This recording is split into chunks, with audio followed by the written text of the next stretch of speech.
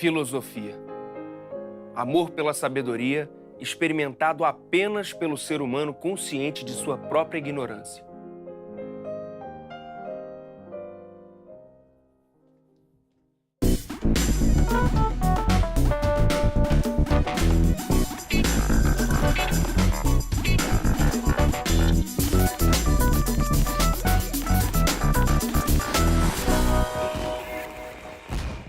Hora do Enem no ar e hoje vamos bater um papo irado sobre dois autores da filosofia, Kant e Nietzsche.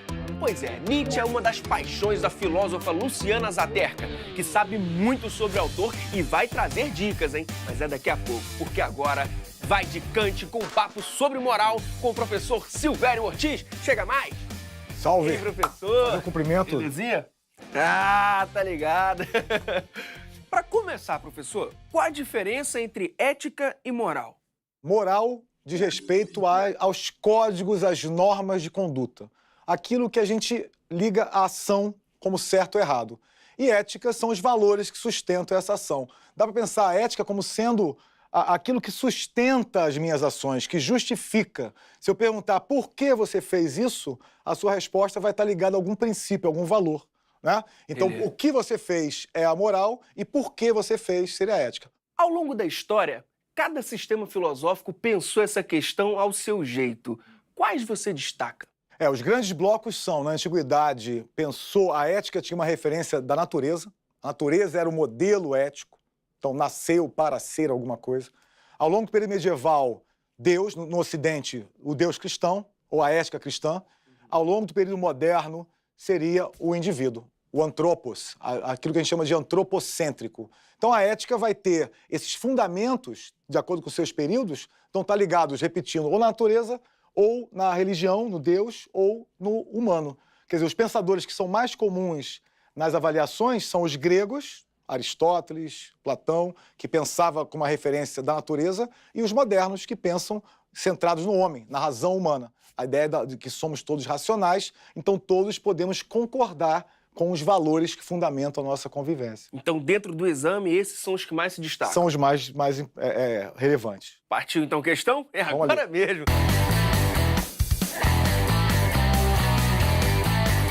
Questão 48 do Enem de 2017, caderno azul, primeira aplicação. Por gentileza, professor. Começa falando moralidade. Repara que, além de ética e moral, aparece ainda a moralidade, mas a gente entendeu que diz respeito às ações humanas. E a moralidade, Bentham exortava, não é uma questão de agradar a Deus. Está negando a ética medieval. Muito menos de fidelidade a regras abstratas. Está negando os iluministas. Como Kant, por exemplo, que imaginava que a moralidade, ou seja, a ação moral, tinha um fundamento anterior à ação. Esse quadro aqui pode ajudar a gente. Bora, pode dar, né? Quer dizer, eu estou chamando a ética de uma preocupação com a ação humana. O que devo fazer? Né? Qual é a minha ação? Quando eu penso em deveres que antecedem a minha ação, ou seja, não estou preocupado com o resultado da ação, estou preocupado com aquilo que eu sempre farei, aquilo que antecede a ação. É um pensamento muito ligado à moral kantiana. A gente chama isso de uma ética do dever. Então, independente do resultado da minha ação, eu devo agir de uma certa maneira. Aquilo que Kant chama de imperativo categórico.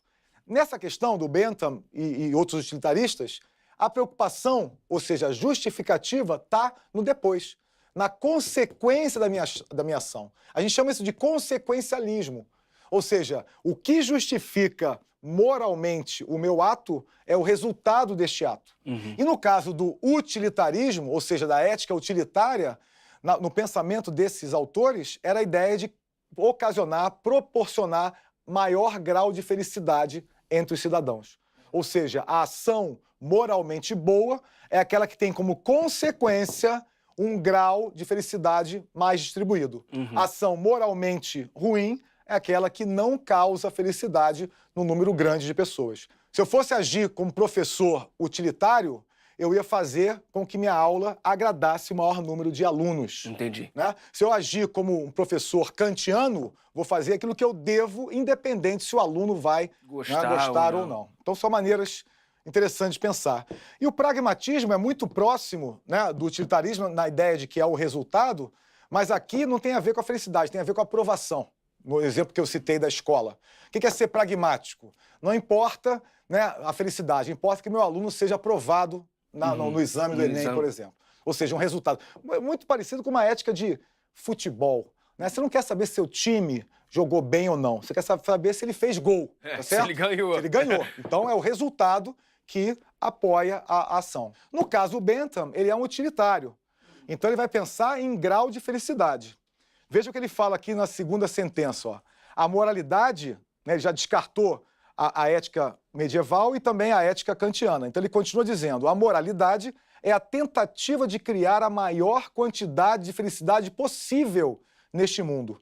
Ao decidir o que fazer, deveríamos, portanto, perguntar qual curso de conduta promoveria a maior quantidade de felicidade para todos aqueles que serão afetados. Percebeu como é que a minha conduta está amparada pelo resultado, daí o nome consequencialismo. O utilitarismo, professor, ele surgiu em que época? Pois é, o utilitarismo ele surge, o Bentham é um autor do século XVIII, ele é contemporâneo, um pouquinho mais novo, né, do que o Kant.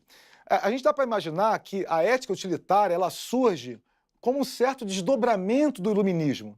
E lembrando que o iluminismo é um movimento na história que enaltece a razão humana, considera a razão a grande força do homem. Então, pensar racionalmente é a nossa grande fortaleza. E aí, quando essas ideias vão sendo elaboradas no final do século XVIII, especialmente no século XIX, com Stuart Mill, que é o principal utilitarista, o que ele está pensando? Que a minha razão também é capaz de definir aonde as minhas ações vão desembocar. Então, é uma espécie de atualização científica do iluminismo, né? Ou seja, uma progressão do iluminismo para uma época muito científica, que é o século XIX. A questão fala assim, o comando diz, os parâmetros da ação indicados no texto estão em conformidade com uma. E aí repara que na letra D, que é o gabarito, fala de duas coisas que eu vim falando aqui. Primeiro, racionalidade, né, o valor do pensamento racional. Isso é o que? Herança do iluminismo. Total, né? É bem a cara da era moderna, né, onde o homem ganha o grande centro de atenção do pensamento, e o iluminismo é um exemplo disso. Então, a racionalidade e o caráter pragmático, ou seja, o resultado. Né? Pragma, do grego, é coisa. Então, na verdade, é para fugir da ideia de abstração. Né? A ideia do dever de kantiano é bastante abstrata. Né? São valores que amparam a minha ação, mas não tem a ver com o resultado prático. Essas éticas, né, consequencialistas, procuram trazer esse resultado. Por isso que o caráter pragmático aparece na opção. Ao invés de utilitário, aparece pragmático, mas estão Está dentro de consequencialismo. Exatamente, consequencialismo. Beleza. E tem ali algum distrator, professor? Veja o que fala na letra A. Talvez aí seja o distrator mais perigoso. Fundamentação científica de viés positivista. Quando você fala em iluminismo e se aproxima da ciência, se aproxima do positivismo, então são termos que historicamente estão relacionados, então o aluno pode cair nessa, né? Dizer ali, ó, o Bentham não é um autor, como eu falei, tão conhecido, mas a gente conhece ele muitas vezes, já caiu no Enem, uma questão que falava do panóptico. Panóptico é um sistema de vigilância, que eu não vou entrar em detalhes agora, mas que aparece no Foucault, do século XX, falando do Bentham. Então teve uma questão que já apareceu o Bentham, que acredito que os alunos, os estudantes já conheçam ele. Mas o que acontece? O aluno localiza o Bentham no final do século XVIII, século XIX. Século XIX, positivismo. E aí a letra A pode ser... Né, a mais próxima. Me parece que seria a mais perigosa. Dava pra gente resolver sem conhecer Bentham? Como tem na segunda sentença... Ele diz que a moralidade é criar maior quantidade de felicidade. Se o aluno souber o que é pragmático, ou seja, aquilo que está ligado ao resultado, ele consegue resolver. Então, acho que essa questão, um certo repertório histórico e, naturalmente, uma habilidade de leitura, permite o candidato se dar bem.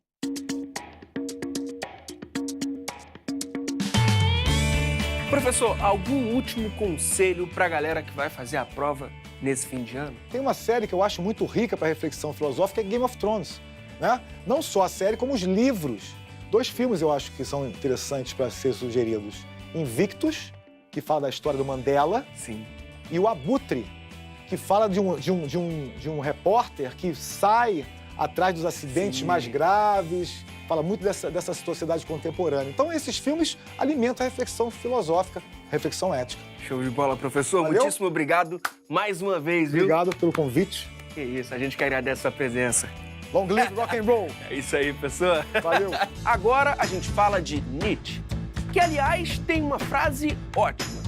Quanto mais olhos diferentes você tem sobre o objeto, mais conhecimento você terá sobre ele.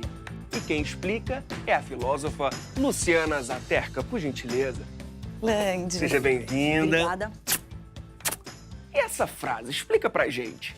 Essa frase, ela quase me reflete. Eu responderia a ela por duas perspectivas. Uma perspectiva pessoal, ou seja, eu sou formada em Química, eu tenho mestrado em Química Orgânica, e depois eu fui para Filosofia, fiz graduação, mestrado, doutorado em Filosofia, e finalmente fiz um pós-doutoramento em História da Ciência.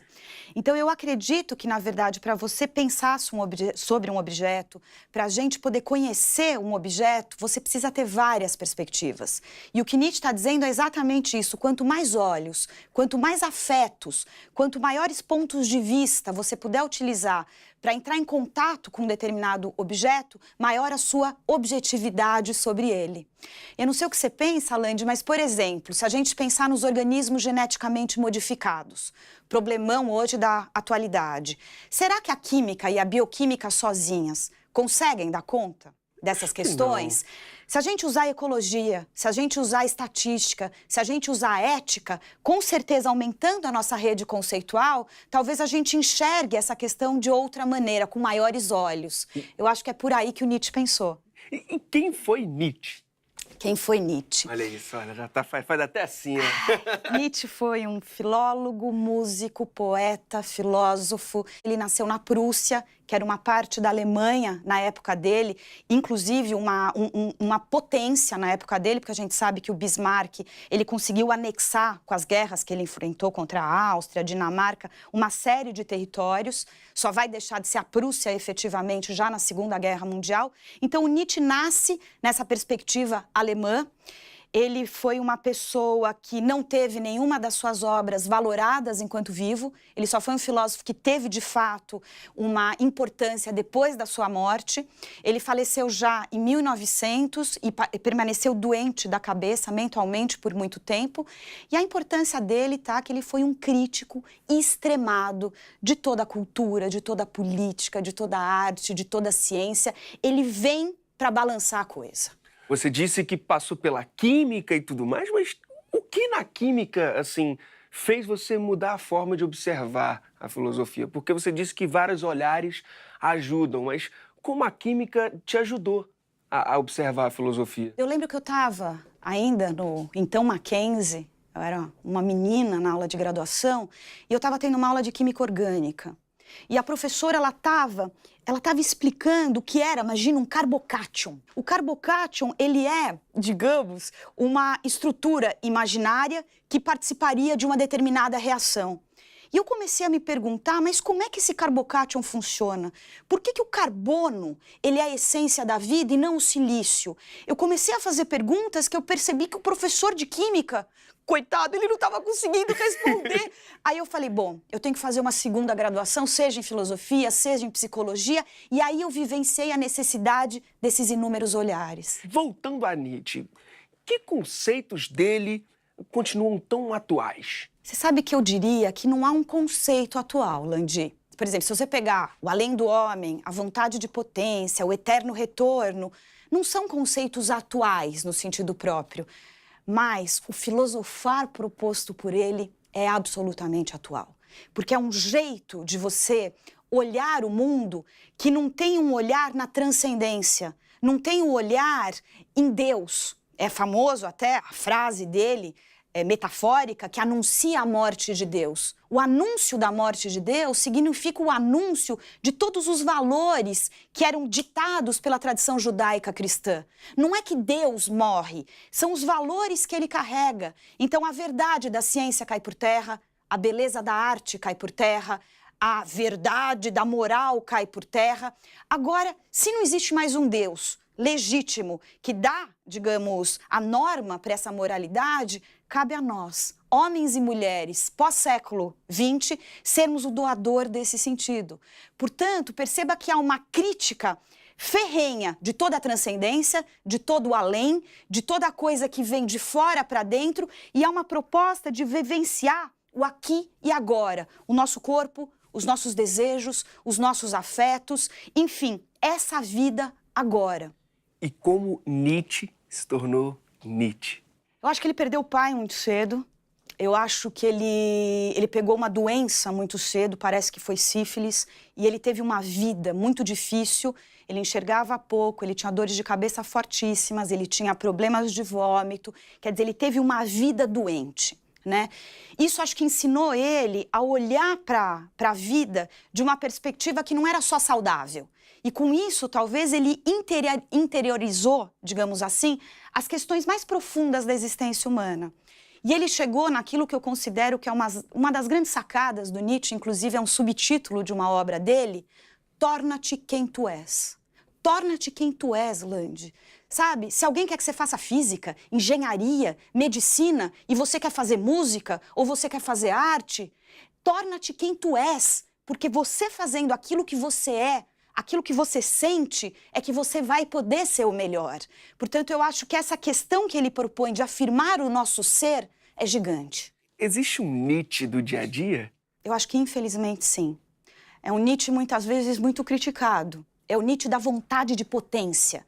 Ou seja, é o Nietzsche da força. É o Nietzsche que afirma que, infelizmente, vida é luta. E que uma hora você está em cima e outra hora você está embaixo.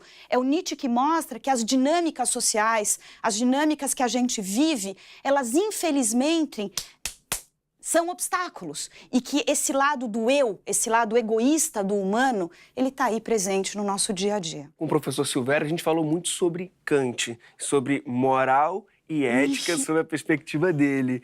E Nietzsche, como ele entende esse conceito? Nietzsche é um crítico da filosofia kantiana, em todos os sentidos. A gente viu agora há pouco que o Kant, ele afirma um sujeito a priori, tá certo? Um sujeito que é universal, é igual a todo mundo, e, portanto, esse sujeito, ele tem o imperativo categórico, o dever ser, ele tem que agir. Ora, o Nietzsche vai mostrar que isso não é verdade, ele demonstra, principalmente na genealogia da moral, que o nosso eu, ele é um eu histórico, portanto, ele vem a ser, não é à toa que a gente muda de hábitos, de valores, de culturas, portanto, não existe uma moral única. Isso que o Kant diz, que é a grande moral, é uma moral dos fracos.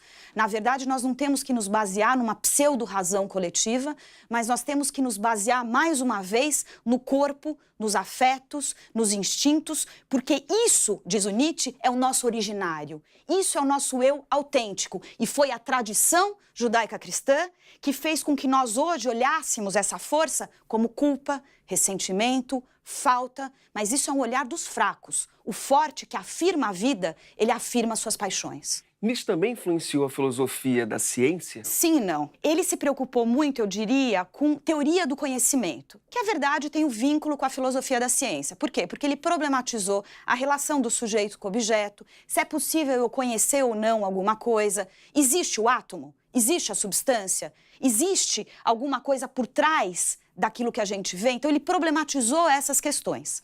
A filosofia da ciência é um campo um pouco mais, eu diria, embora tenha a relação, ele é um pouco mais específico, porque ele analisa a origem, a natureza, a validade, digamos, dos diferentes conhecimentos. Então, não é à toa que você tem uma filosofia da química, uma filosofia da biologia, uma filosofia da tecnologia, enfim, é uma natureza mais específica. Quais são os autores atuais da filosofia da ciência? Poxa, você tem, Lande, uma gama enorme, tá? De autores que pensam e problematizam a filosofia da ciência. Hoje em dia você tem autores importantes que trabalham com inteligência artificial, com filosofia da técnica, com filosofia da computação. Você tem um ramo, assim, enorme. Eu, particularmente, venho trabalhando na interface com filosofia da biologia e da química. Voltando lá... Voltando às raízes. Às raízes, exatamente. E eu trabalho uma questão que é super contemporânea. Não sei se você já ouviu falar no transhumanismo. Transhumanismo. Ouvi, mas não ouvi. Tô aprendendo. É um movimento filosófico super recente que afirma que, por meio da ciência e da técnica, nós seremos capazes de ultrapassar a nossa condição humana. Ou seja, a gente está vendo próteses, transplantes, etc. Pensa nisso, Landi, elevado à enésima potência. O transhumanismo, ele prega um tipo de imortalidade. Por exemplo, se a gente pegar a nossa mente antes de morrer e fazer um upload numa máquina, a nossa mente vai estar imortal. Mas não só dessa perspectiva, de uma perspectiva talvez biológica também, retardar o envelhecimento das células, promover, muitas vezes, uma efetiva longevidade, quiçá a imortalidade. Eu tenho isso como horizonte, mas eu trabalho de uma perspectiva mais histórica, essa filosofia da química. Eu volto lá para o século XVII, num outro filósofo que me é muito caro, chamado Francis Bacon. Francis Bacon é um filósofo que morou na Inglaterra, ele foi um dos mentores da famosa Royal Society, e o Bacon ele foi um dos primeiros que afirma a importância de você intervir não só na natureza, mas no seu próprio corpo, propondo também lá no século XVII experimentos primeiros de longevidade. Então eu estou trabalhando de um pano de vista histórico para problematizar com esse olhar o transhumanismo ou essas formas contemporâneas de se pensar a imortalidade.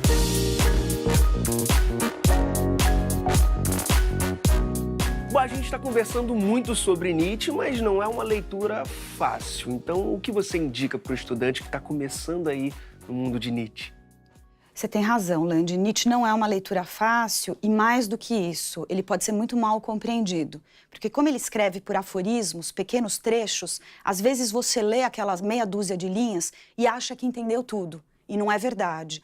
Eu tomei a liberdade aqui de trazer duas pequenas referências que eu considero excelentes. São dois grandes professores, pensadores brasileiros, a professora Scarlett Marton e o professor Oswaldo Giacoia. Inclusive esse da professora Marton, ele tem trechos ao final que o próprio aluno pode entrar em contato com o Nietzsche. São fontes primárias do próprio Nietzsche e eu acho que isso seria um bom começo de leitura. Show de bola. Eu vi que tem mais uma aí.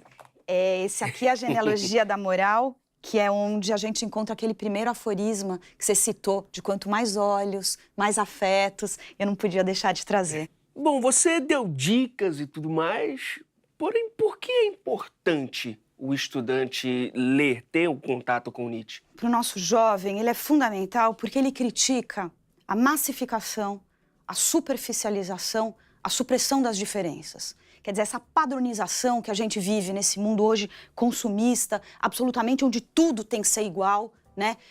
Ele propõe, na verdade, uma conceitualização da vida como diferença. Nós que hoje vivemos num mundo onde a tolerância não emprega, tá certo? Eu acho que o Nietzsche ele pode mostrar a importância do singular, a importância do indivíduo, a importância das diferenças. Por exemplo, a gente poderia pensar com Nietzsche, qual é a diferença entre cultura e entretenimento? O entretenimento, claro que tem o seu lugar e é fundamental, mas o entretenimento, ele é para muitos. A cultura, ela é única, ela é singular. E eu acho que o nosso adolescente hoje, o nosso jovem hoje, precisa cortar um pouco essa massificação, essa superficialização, tanto que o Nietzsche vai ter uma crítica enorme à educação do seu tempo. Ele vai falar, olha, o que a educação aqui na Alemanha está fazendo? A educação, ela está ampliando os ginásios.